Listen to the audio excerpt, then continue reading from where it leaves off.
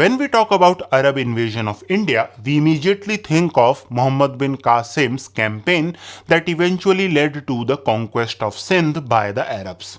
But it should be noted that this was not the first attempt of the Arabs to invade India. The first invasion or an attempted invasion by the Arabs happened some 70 years before the Arab conquest of Sindh.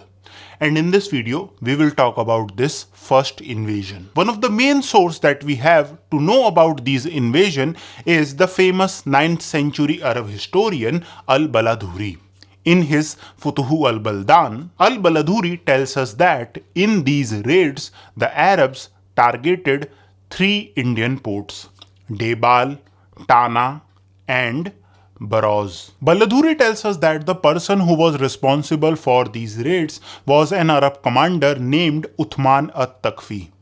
Caliph Umar had appointed him the governor of Oman and Yemen in 636 AD. From Oman, Uthman at-Takfi decided to dispatch an army whose target was the port of Thana. From Yemen, his brother Hakam sent an expedition to target the port of Bharuch, whereas the naval expedition that was carried out to the port of Debal was under the leadership of Mughira, who was also a brother of Uthman at-Takfi. Although Baladhuri tells us the names of these 3 ports, but he has failed to mention the date of these raids, which has led historians to debate about the date of when these raids were carried out. But thankfully for us, Baladhuri does tell us that these raids happened during the reign of Caliph Umar. The debate about when these raids were carried out revolves around 2 dates: Hijri 15, that is 637 AD, and Hijri 23, that is 645 AD. In my view, Hijri 637 AD is more plausible, and the sources which I have used for this video, most of them use 637 AD for the date of these raids. We should also remember that this was the time when the Sassanid Empire still existed and the Arabs were still fighting with the Sassanids, which means that the Arabs did not share any border with the Indian subcontinent. So these raids were naval raids, and that is why we see that 3 ports were targeted: Tana, which is Thana; Baroz, which is Bharuch, or in ancient Indian sources it is called Bharukach, Bharugach, etc. And finally we have Debal, which is in Sindh. So let's look at these 3 ports and see what were the reasons the Arabs targeted these 3 ports. If we start with the port of Bharuch, which the Arabs called Baroz, we can see why they had targeted this port. All throughout the ancient period, this was an important port for the Western Indian Ocean trade. And one of the most important work that tells us about the trade that was going on at the start of the Common Era is a Greek work called Periplus of the Erythraean Sea. And in this Greek work, we find that the port of Bharuch, which is called Brigaza in this, is frequently mentioned. In the 1st century AD, the port of Bharukach or Bharuch became the premier port of Western India and the Konkan coast. Interestingly, even before the emergence of Islam, we have evidence to suggest that Bharuch had trade links with the Arabian Peninsula. And there are some sources which suggest that Bharuch became an important trading center for merchants that traded with Oman and Yemen. By the end of 6th century AD, because of the political instability in much of northern India, the importance of Bharukach had considerably weakened. And we see that in this whole region, there were other ports that had emerged. This does not mean that the port of Bharukach had disappeared from the trading map. It existed and it was an important port. But we should remember that along with the port of Bharukach, there were other ports that had also emerged. And one of these ports was the port of Thana. In ancient Indian sources, Thana is called Shri Thanak. It was one of the most important ports of Konkan. Early Arab geographers call the region of Konkan as Kamkam. During the 7th century AD, the region of Konkan was part of a great trade that was going on in the Western Indian Ocean. But if we move back to the start of the Common Era, the situation was completely different. At that time, it was the port of Kalyan that was a prominent port in this region. During the Satvahana period, Kalyan was one of the major ports of the Satvahanas. The rise of Thane as a prominent port did not happen as long as the port of Kalyan was in perfect use. By the 7th century AD, the situation has changed. Kalyan as a prominent port had declined and Thane emerged as an important trading center. This was also the time when much of Maharashtra and the Konkan region had come under the sway of the Chalukyas. The political stability which this control provided led to the emergence of Thane as an important trading port, which in turn brought the attention of the Arabs. The third port which the Arabs targeted was the port of Debal in Sindh.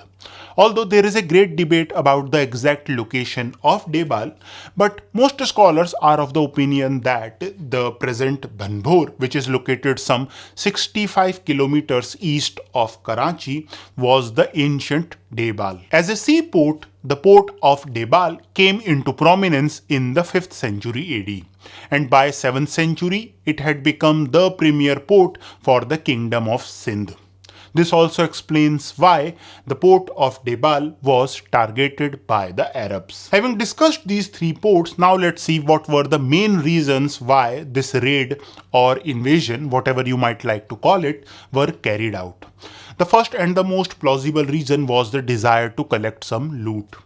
As we have already seen, these ports were important trading centers, which means that they were quite rich. So it is quite natural to assume that through this raid, the Arabs wanted to grab some quick cash.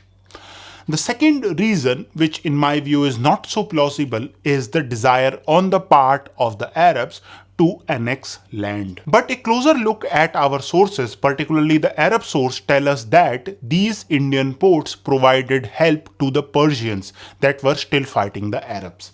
And sometimes these help came in the form of naval attack.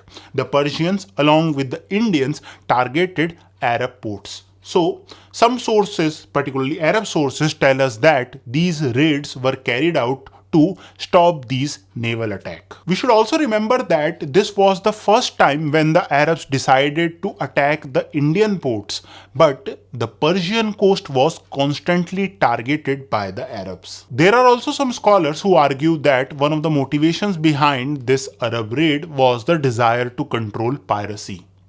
Although it is true that piracy existed in the Western Indian Ocean and sometimes piracy and trade were intertwined, but during this time the Arabs were not really concerned with controlling piracy.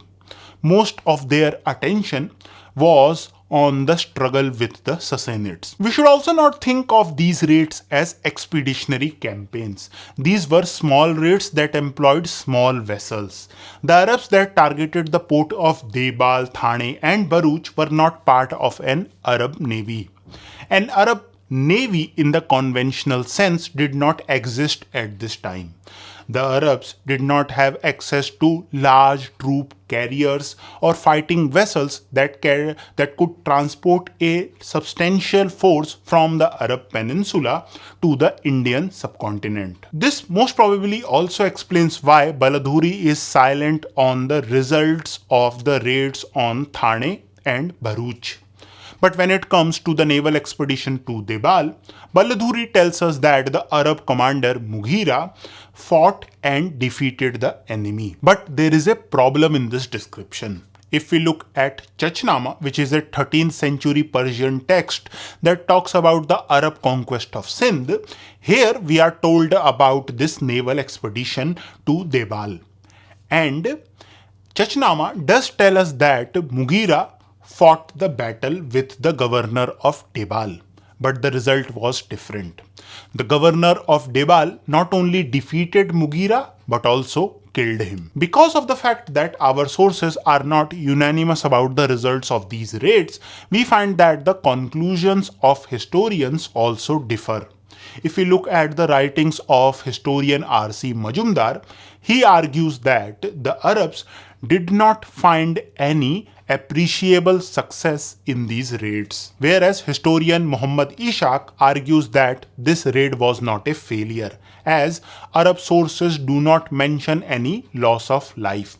He also points out that the information about the death of Arab commander Mughira in the Battle of Debal is evidently false, because Mughira was alive as late as 650 AD. But historian John Jehangir Bede makes an important point about the whole raid that I have briefly touched.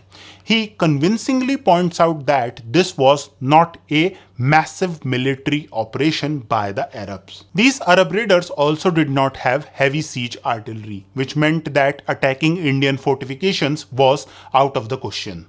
If Indian forces met and the Arabs decided to fight them, the chances of an Arab victory was minuscule, because the Arabs did not have substantial numbers. This dilemma that the Arab forces faced also explains why Caliph Umar was so cautious. Al-Baladhuri tells us that when the Arab commander Uthman al-Taqfi, who was responsible for sending this expedition, informed Caliph Umar about this expedition, this is what Caliph Umar replied. I quote, "O brother of Saqif, you have placed the worm in the wood.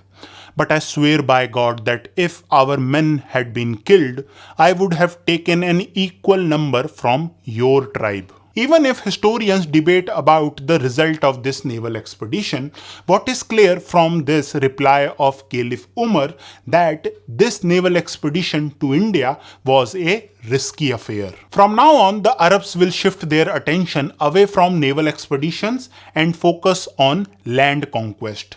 These land invasions will begin around 650 AD, when the last remnants of the Sassanid Empire had disappeared. Now you can watch this playlist where I have talked about the history of Sindh before the Arab conquest. If you like this channel, do subscribe. Thank you for watching.